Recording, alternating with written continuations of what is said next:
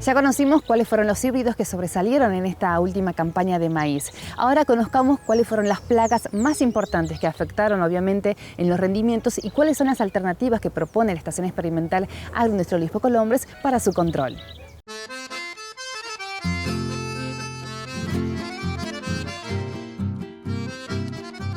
¿Cuáles son, ingeniero, las plagas que se destacan o las que sobresalen en el cultivo de maíz?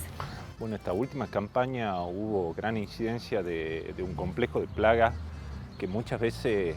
en campañas anteriores no la teníamos. Aparte de la tradicional representada por el gusano cogollero,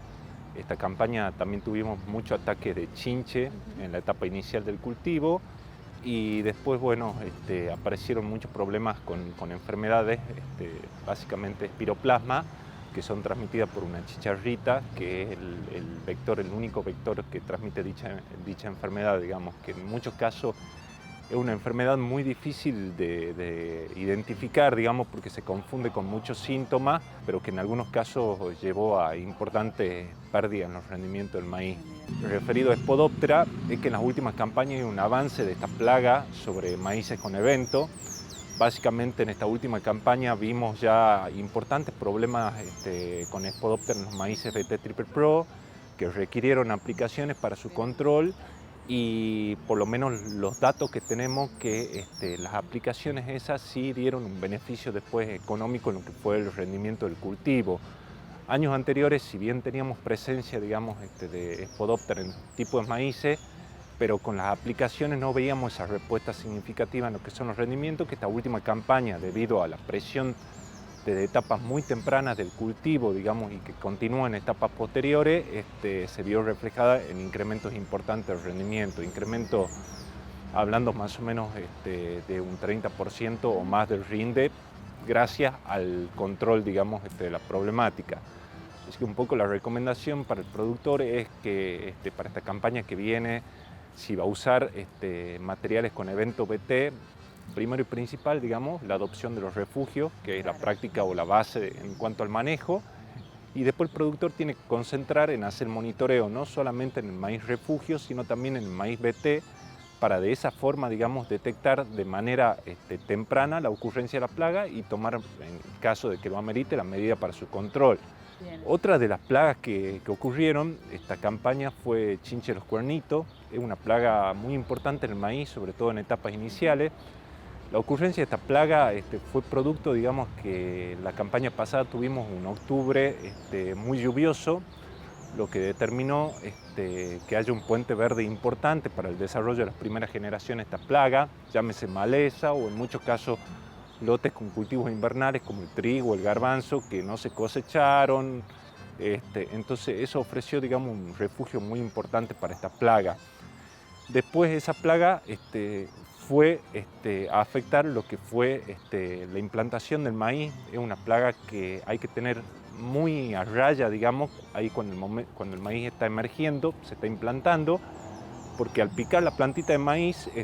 puede afectar el meristema de crecimiento y esa planta o bien no termina desarrollándose o tiene un desarrollo menor en comparación a las plantas normales, que como saben, digamos, el hecho de tener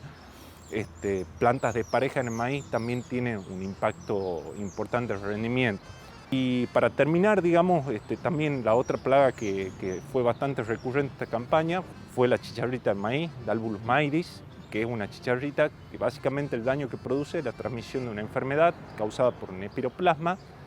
Esa chicharrita también se vio favorecida por esas condiciones que habían mencionado de octubre, digamos,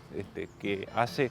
que muchas veces yo tenga el puente verde como para que se vaya desarrollando ahí. Hay que tener en cuenta que en lo que hace esta chicharrita, básicamente el tema de la ocurrencia de maíces guacho y demás es un factor muy importante en cuanto al desarrollo y la adquisición del virus o del espiroplasma, disculpen, por parte de la chicharrita para después transmitirlo en el maíz. Este año, la verdad, era una problemática que por lo general no estamos acostumbrados a manejarlo. Este año por ahí ya la ocurrencia se la vio bastante tarde y hubo en algunos casos impactos importantes en lo que es el rendimiento. Algunas estrategias en donde se destaca básicamente el tema del tratamiento de semilla y si después del tratamiento de semilla amerita alguna aplicación para hacer control del vector, se la tendría que hacer. Porque acá lo que hay que tener en cuenta es que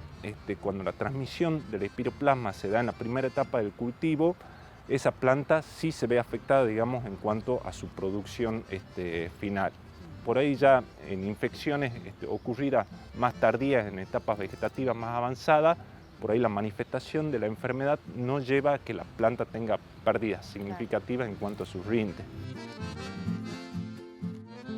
¿Y qué principios activos recomiendan para el control de estas plagas? En el caso de Spodoptera hay varios productos, digamos, que están registrados para el manejo de la problemática. Básicamente, si yo parto, digamos, de un maíz que no tiene evento, digamos, es clave usar algún tratamiento de semillas. Tenemos ahí registro de algunas diamidas, algunos carbamatos que se pueden usar. Y en cuanto a los tratamientos foliares, digamos, hay que tener en cuenta también que hay un amplio grupo de activos que son buenos para el control de esta plaga, en donde destacamos los IGR, las diamidas. Hay también un pirrol, las espinocinas, que controlan muy bien, digamos, a Spodoptera. Lo clave en lo que son las aplicaciones foliares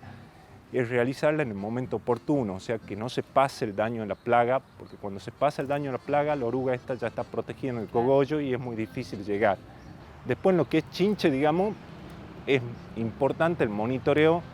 previo a la siembra del cultivo, como para tomar una decisión de hacer un control ahí en el momento de barbecho o antes de sembrar, digamos, al cultivo.